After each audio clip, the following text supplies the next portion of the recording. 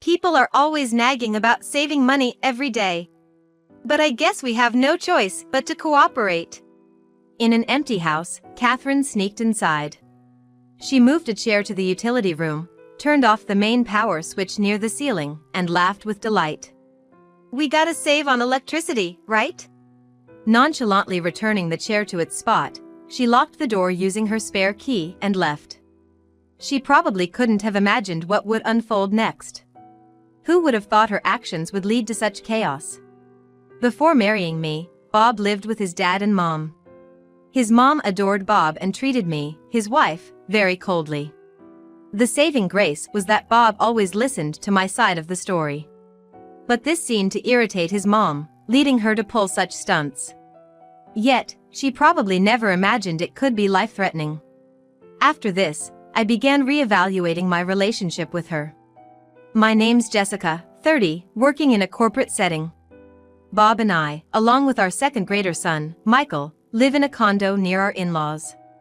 Bob and I work at the same company. While Bob is in sales, I work in the administrative department. Even though we're in different departments, we understand each other's jobs.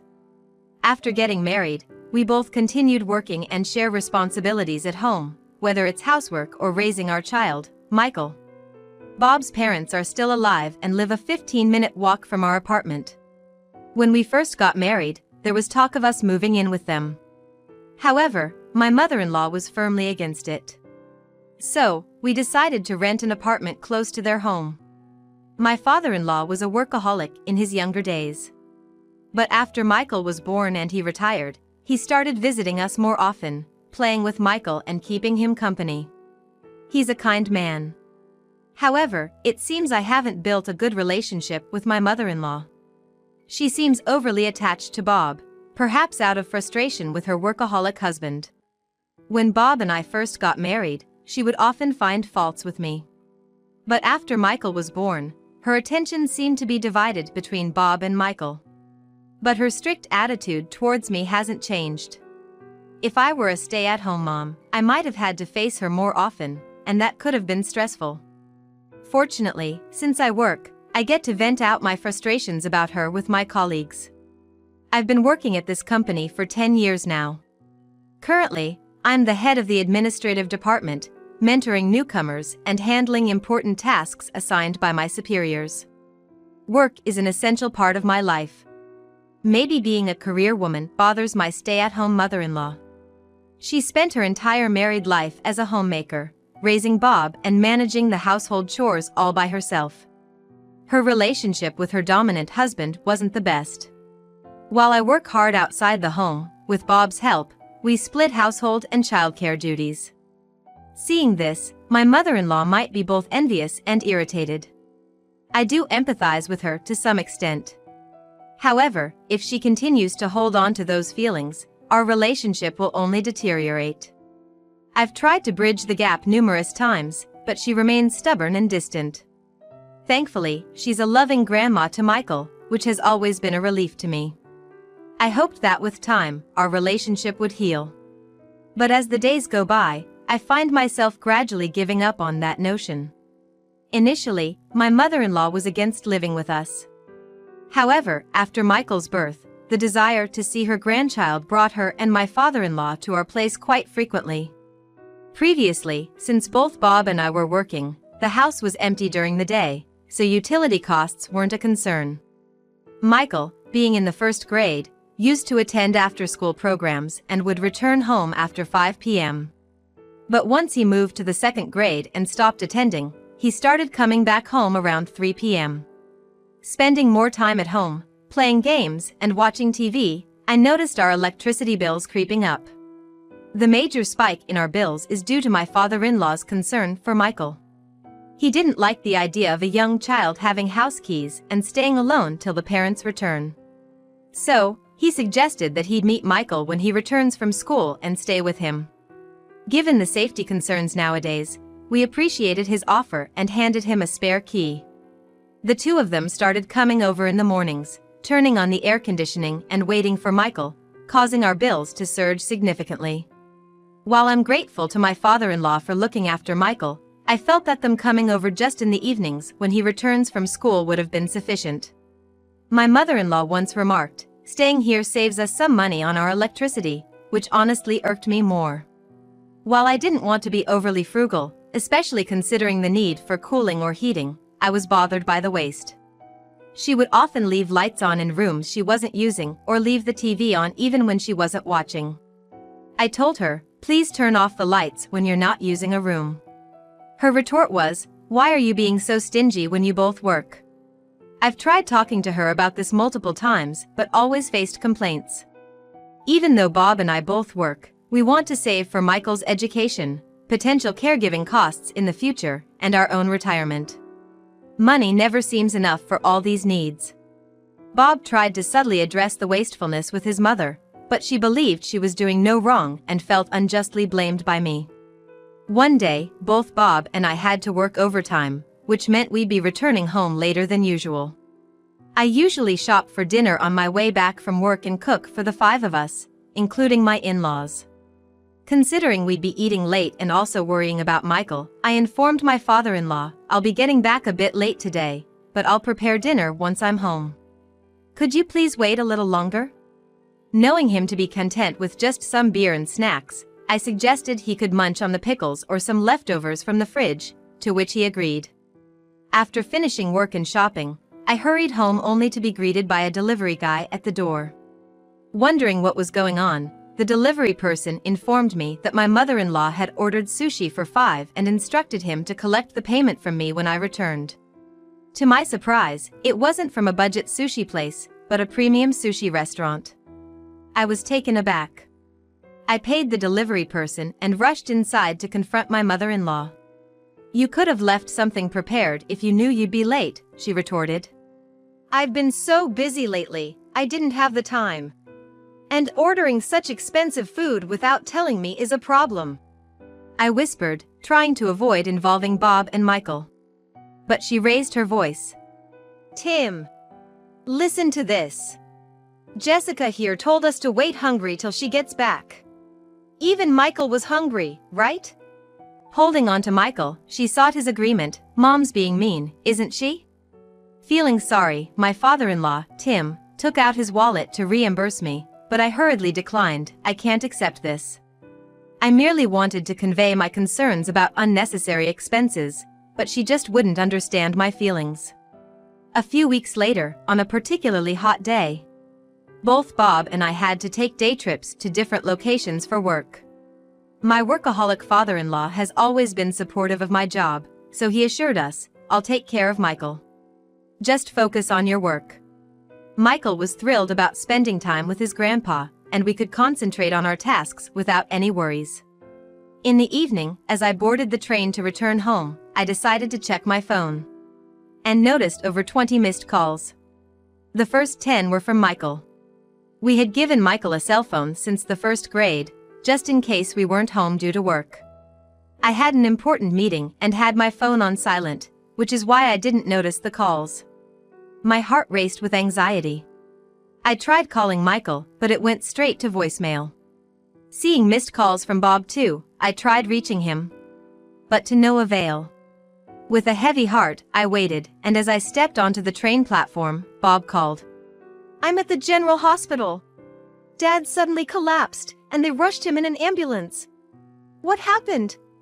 Bob, who had finished his business trip earlier, seemed to have learned from Michael's call that Tim had been rushed to the hospital. Up until now, Tim had been perfectly healthy and leading an active life. I was deeply concerned, wondering what could have happened so suddenly. Bob said, according to Michael, after having some beer and raw fish, Tim started having stomach pains, vomited, and then collapsed. "Raw fish?" The raw fish brought to mind the fresh one I had left in the refrigerator along with some beer as a thank you to Tim for looking after Michael today. But that raw fish was freshly bought this morning. It shouldn't have been something that would upset anyone's stomach. For now, I headed straight to the hospital. At the hospital, I found Bob, a visibly shaken Jessica, and Michael looking pale. "How's Tim doing?" "It seems like food poisoning. Probably from the raw fish," Bob responded. "But that raw fish was fresh, I had just bought it." Well, according to Michael, Dad did mention that the raw fish tasted a bit off. When I asked Michael about it, even though he's young, he vividly described the situation. When I got home from school, Grandpa was watching TV and eating raw fish with his beer. And? He said the beer was warm and there was something weird about the taste of the raw fish. Shortly after, he started complaining about stomach pain and threw up. Remembering that moment seemed to scare Michael, and he clung to me. I hugged him tight and stroked his hair, trying to comfort him. He soon smiled, which was a relief. However, thinking back to Michael's story, something struck me as odd. The comment about the warm beer and the odd-tasting raw fish. It didn't make sense that items stored in the refrigerator since morning would be warm. Wondering if there might have been a power outage, I checked the local utilities website but found no relevant information. Michael also mentioned that the AC was on when he got home, so the house was cool. While Bob, Michael, and I were discussing, I noticed Jessica murmuring something while looking distraught on a hospital corridor sofa. "Catherine, are you okay? You look pale." "Oh, shut up. This is all your fault," she shouted at me. "What are you talking about? What did I do? You shouldn't have bought that raw fish in the first place." "But it was a token of appreciation for Tim, and I bought it fresh from a reputable store." "But just because it's fresh doesn't mean..." She stopped mid-sentence, looking as if she had just realized something and covered her mouth with her hands. "Mom, what did you mean just now?" The hospital corridor was quiet as visiting hours were over, and everyone present heard Jessica's voice. Bob confronted her. "What's going on?"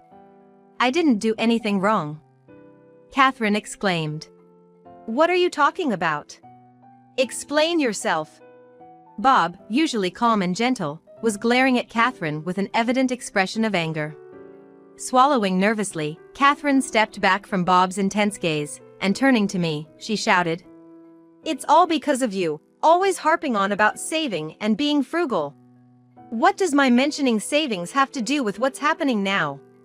Confused, I responded slowly, trying to understand. Overhearing us, Michael suddenly chimed in. "You know, the iced tea wasn't cold either." "The iced tea? You mean the one kept in the fridge?" "Yeah. I drank some when I got home from school. But it wasn't as cold as usual." Though it seemed impossible, a thought crossed my mind.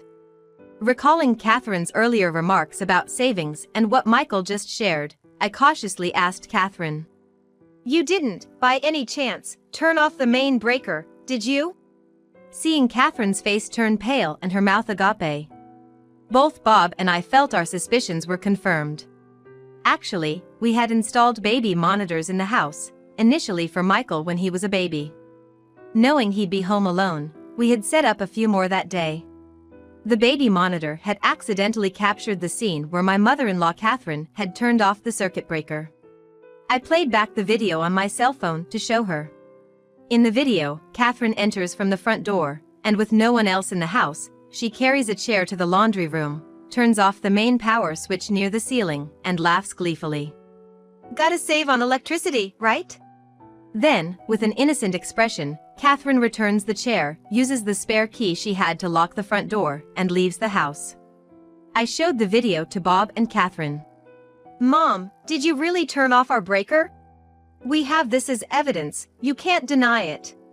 I thought you said you weren't gonna be home all day, so I did it as a favor to save electricity. Come on. You know that turning off the breaker can spoil everything in the fridge, right? And Michael was coming home too. I wanted to teach y'all a lesson. You keep nagging about saving money.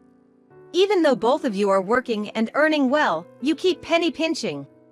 Even after all this, Catherine continued to blame me. Both Bob and I were so dumbfounded that we couldn't even speak. Anyway, I had gone shopping to prepare something special for Tim and Michael. But then I got a call from the hospital saying Tim had been taken there. I was shocked. At the hospital, the doctor suspected food poisoning based on the symptoms.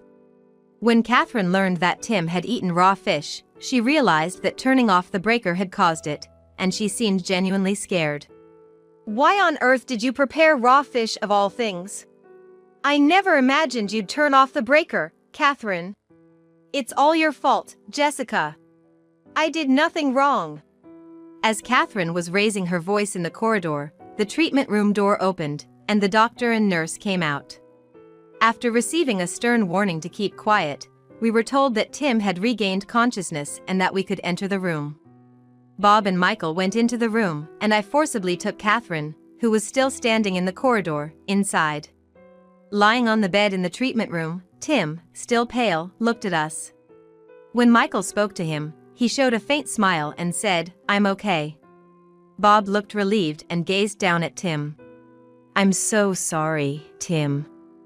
It was the raw fish I prepared that made you sick." When I said that, Tim just shook his head. Turning to Catherine, who was sitting next to me, he said coldly, "I heard everything.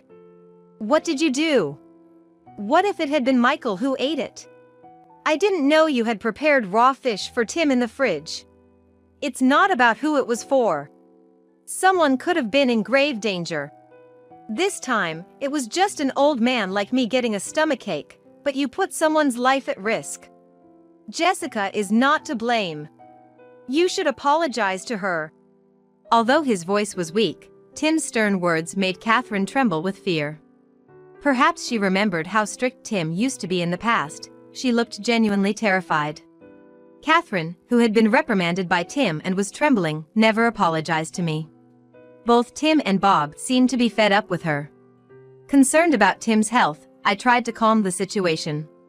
Fortunately, Tim received treatment in time and the doctor informed us that there was no serious threat to his life after a few days of hospital care. Both Bob and I were relieved.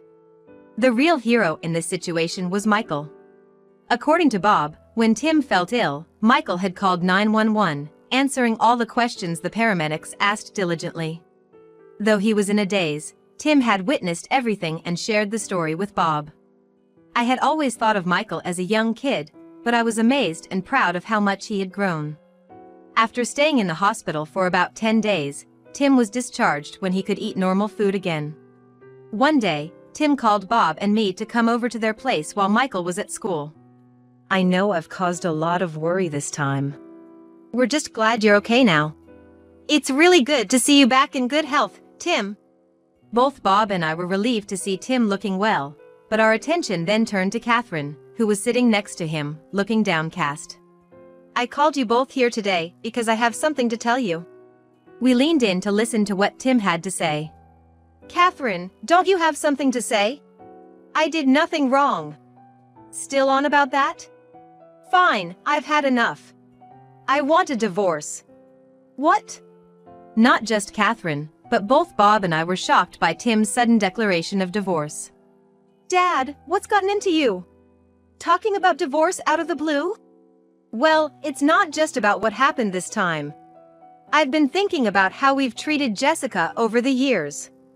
Maybe it's my fault for being so focused on my work and neglecting our family. Maybe that's what turned Catherine into this," Tim said, apologizing with a remorseful look. "Tim, I can't forgive what Catherine did. The thought of Michael possibly experiencing the same thing as you did scares me. I'm sorry. But I thought Catherine deserved a chance to apologize. That's why I called you two here." But she shows no remorse. As Tim glanced at Catherine, she glared back at me defiantly. "Why should I apologize when I did nothing wrong? And what's with you, Tim? Always trying to look good in front of your daughter-in-law. Mom. Enough already. I can't forgive what you've done either. Bob. Are you planning to abandon me too?" Perhaps not expecting such harsh words from her beloved son, Catherine looked shocked and clung to Bob. "If you can't apologize to Jessica, I'll never forgive you, Mom." "What? You've brainwashed my Bob. He used to be so kind and would never say such cold things. It's all because he married you." In her hysteria, Catherine tried to confront me, but Bob effortlessly pushed her away, causing her to fall to the floor. Clearly shocked by Bob's reaction, Catherine sat dazed. In the end, Catherine continued to blame me until the very last, grudgingly agreeing to Tim's suggestion of divorce. She later moved out and lived alone in a small apartment, scraping by on her pension. In exchange for not seeking alimony, Tim made her promise never to see Bob or Michael again. While Catherine was reluctant about not seeing her grandson and son, Bob's own reluctance made her acceptance inevitable. Evidently, living solely on her pension proved tough, and she had to take up a part-time job. Tim once told us he saw her being scolded by someone much younger than her, which was a humbling sight given she'd never worked before. I hoped that, working on her own, Catherine might come to understand how working mothers like me feel. Meanwhile, Bob and I continued to work hard as always.